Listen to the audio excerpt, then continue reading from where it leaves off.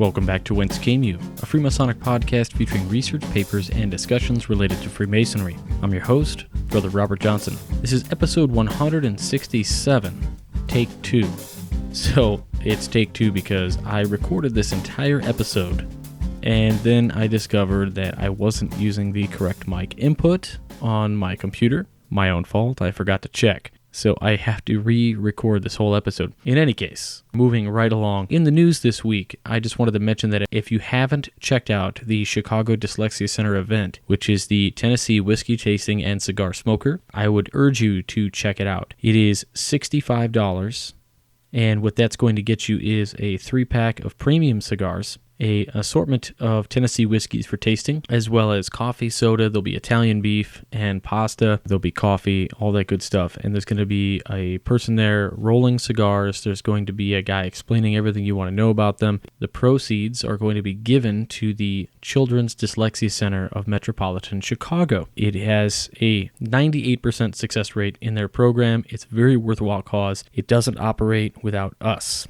So, that being said, it is not a Masonic event. It is just an event that we have put together in the fraternity, and it's for anybody to attend. So if you are into Tennessee whiskeys or cigars, or you want to get into cigars, whatever it's going to be, please check it out. It's going to be in Schaumburg, Illinois by the Woodfield Mall at the Cigar Lounge. It's a 4 or 5 star establishment. It gets great reviews. I think it's going to be a phenomenal event. It's Wednesday the 29th, so right around the corner. You're going to listen to this on probably Sunday or Monday, maybe Tuesday, and it's like the next day. So if you want, please get your tickets in advance. They are needed to schedule the amount of food they're going to buy. The event page is CDC Chicago/events/cigar smoker. So you go to that, you pay the PayPal, it's $65. Again, goes to the Dyslexia Center. I don't smoke cigars. I'm going to be there, and since I don't smoke, the first person that I see who comes up to me and says, "Give me your cigars," I will hand you the 3 premium cigars that I get. I don't smoke them, so they'll be forwarded right along to you, and that's the challenge. It'll be kind of fun. If you see me, come up to me, say, "Give me the cigars," and the first person who does it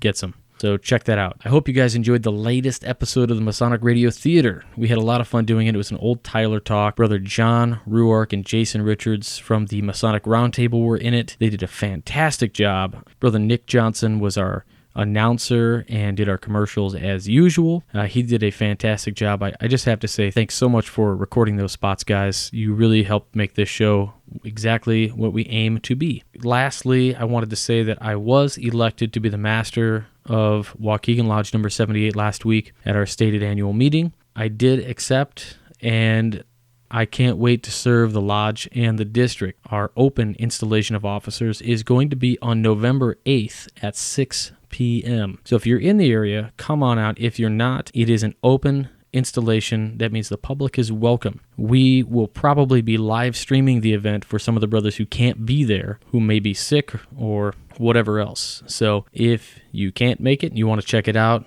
again, I'll post links to the live feed as well when that takes place. So we'll get right into the paper for this week, which is a pretty interesting one. It comes to you from the courtesy of the California Freemason magazine, and the title of it is Moral Advantages of Geometry. In the Fellowcraft degree, the lessons of geometry provide new inspiration, and it's by R. Stephen Doan, past Grand Master. So without any further delays, let's get right into that piece.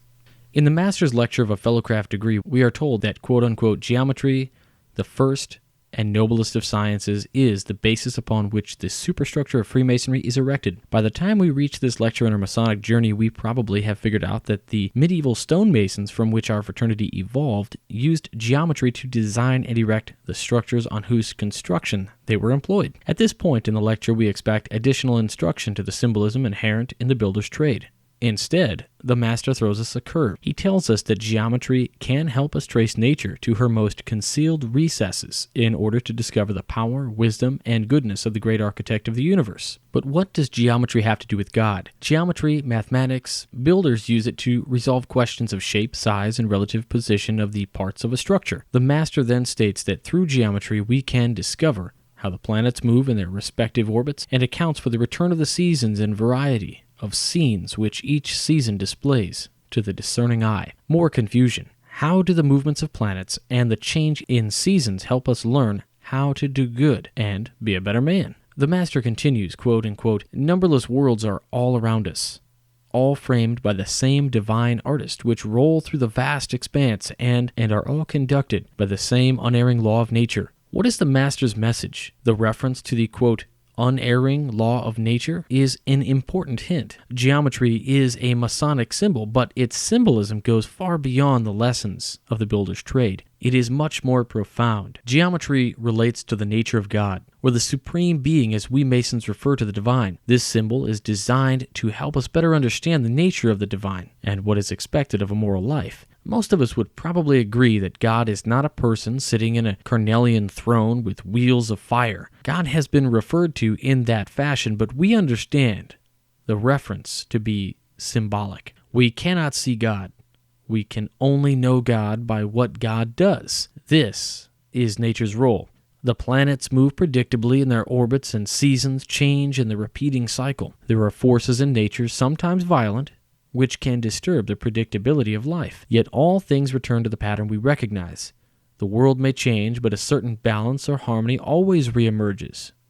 Nature has a way of correcting the forces that disturb its predictability, and we can count on that. Quantum physics helps the scientist understand the most elemental nature of our physical existence, and even at the subatomic level we find laws that cannot be violated. In them, Masons are invited to find equilibrium, harmony, and evidence that God exists. We are invited to find God by what God does. How does geometry fit in? Geometry helps the astronomer predict the movement of the planets. It helps the meteorologist predict the return of the seasons by charting the sun. Geometry helps the botanist find symmetry in plants. In other words, geometry provides that there is a repeating pattern in nature, and this is our evidence that God exists as the creator and sustainer of that harmony. Geometry is therefore shorthand. It refers to the work of God, and therefore God itself. Understanding this relationship between geometry and God helps us understand not only what we need to do as Masons, but also who can become a Mason. We require an applicant for the degrees to affirm a belief in a supreme being. Christianity, Judaism, and Islam, among other religions, include such a belief. But geometry encourages us to take a broader view of God than is often found in the teachings of any specific religion.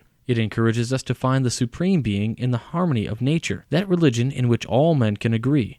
As Reverend James Anderson wrote in his Constitutions of 1723, it is only logical that a man who finds the supreme being in the harmony of nature can be a Mason too. Geometry is about morality, the values and principles of right conduct, because it gets to the root of what morality is, harmony. If God is about harmony, then we should be too. All right, now is the time where I would like to ask you to support the show. You can support the show three main ways, which are through the apps, which you purchase on either Apple, Windows, or Android devices, your mobile phones and such. When you download the app, you actually get access to the show via streaming. You can download it and save it for later. You can listen to it in airplane mode if you'd like. The main benefit to buying the app for $2 is you get access to all of the papers, books, anything we read on the show is typically in the app as a bonus feature. You can just download it as a PDF. Secondly, we offer a Masonic wallpaper for your device. The second way is through shopping. You can go to freemasonryart.com, check out what Brother Juan Sepulveda has created there, and use the coupon code WCY at checkout. I really hope you check it out. He's got amazing stuff. Handmade aprons. He'll do artwork on them for you. He has an array of amazing artwork that has Masonic symbolism. He even has some stuff that doesn't have Masonic symbolism. So whether you're looking for that or not, either one, I think you're really going to find some stuff you like. And the third and most popular way is, of course, through a direct donation through PayPal. You pick the amount, whether it's $1 or $2, whatever it is, it goes back into the hosting costs of this show and keeps every episode alive forever. So please check those out. If you'd like more information, please check out www.wcypodcast.com. Click on the link at the top in the bar that says support the show. And from there, you can pick a multitude of things that will support this show. This week's famous Freemason is McClellan Barclay. Born in 1891 and he passed away in 1943. He was an American painter of pinup art. He was born in St. Louis, Barclay studied first at the Art Institute of Chicago, then later at the Art Students League in New York City, where he studied under George Bridgman and Thomas Fogarty, the artist. By the age of 21, Barclay's work had been published in the Saturday Evening Post, Ladies' Home Journal, and the Cosmopolitan. During World War I, he was awarded a prize by the Committee on National Preparedness in 1917 for his poster, quote-unquote, Fill the Breach. The next year, he designed naval camouflage under the direction of William McKay, chief of the New York District Emergency Fleet Corporation. McClellan Barclay, during the 1920s and 30s, his images were selected for use by art directors for the nation's most popular periodicals, including Collier's, Country Gentleman, Red Book, Pictorial Review, Cornet, Country Life, Saturday Evening Post, the Ladies' Home Journal, Cosmopolitan, and a host of movie magazines. He began painting movie poster art for Hollywood studios during the 1930s as well, and was considered a superstar in the film industry. In 1930, the General Motors selected McClellan Barclay's Fisher Body Girl for a series of advertisements, and she quickly became as popular as the Gibson Girl and the Christie Girl. He used his wife, just 19 years old, as the model for the iconic Fisher auto body image. She later appeared in the magazine advertisements, and it was so well published with her languid body plastered across the country on billboards that she was recognized wherever she went. He also illustrated advertisements for the A&P Eaton Paper Company, Elgin Watches, Hummingbird Hosiery, and Lever Brothers, amongst others. His fashionable Women for General Motors Body of Fisher advertising campaign made his work recognizable to virtually every magazine reader in the United States. He also illustrated advertisements for Whitman's Chocolates and Texaco. Barclay did not limit himself on painting. In the late 1930s, Barclay set up a small company to reproduce jewelry and fabricate utilitarian figures for ashtrays, bookends, desk sets, lamps, and other articles for home and office use. These products were fabricated out of cast gray metal with a thick bronze plate finish, and they retailed for just a few dollars. In June of 1938, he was appointed the Assistant Naval Constructor with the U.S. Naval Reserve. In mid-1940, Barclay prepared experimental camouflage designs for Navy combat aircraft, but evaluation tests revealed that pattern camouflage was of little use for aircrafts. Within weeks of the Japanese attack on Pearl Harbor, Barclay completed the first of many recruiting posters for the Navy. At one point, he was appointed a lieutenant commander. Barclay worked on further camouflage assignments until July 18, 1943, when he was reported missing after the USS LST-342 he was aboard was torpedoed in the Solomon Islands. Kind of an odd coincidence that a brother met his end at the Solomon Islands. There's probably no relation there, but nonetheless, an interesting coincidence. I'm sure there could be some Masonic conspiracy you guys might want to put together for that. Speaking of Masonic conspiracies, I was just watching on Netflix, they have a series called America Declassified. And in episode number 1, they go into the Denver airport, and then it starts, and there is so much anti-Masonic stuff going on in that first episode. It was not hard to watch, but it was kind of comical, and I thought I'd mention it here on the show. And if you get a minute, check it out. Let me know what you guys think on Facebook. It was kind of an interesting ride. One of the gentlemen speaking was from the website Before It's News, which we all know is a website. It sometimes is funny, sometimes is serious, but check out that show.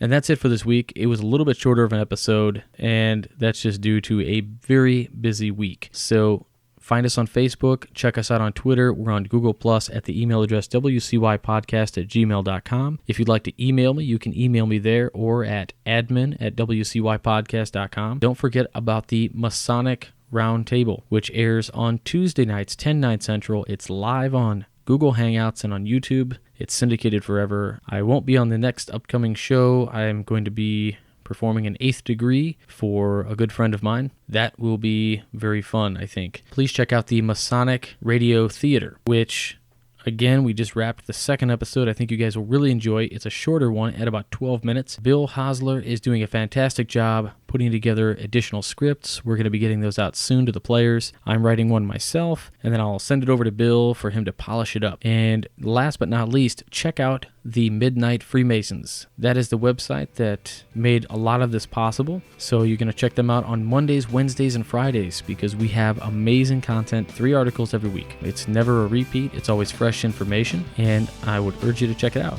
So www.midnightfreemasons.org. It's .org. Anyway, guys, until next week, stay on the level. For Whence came you? I'm Robert Johnson.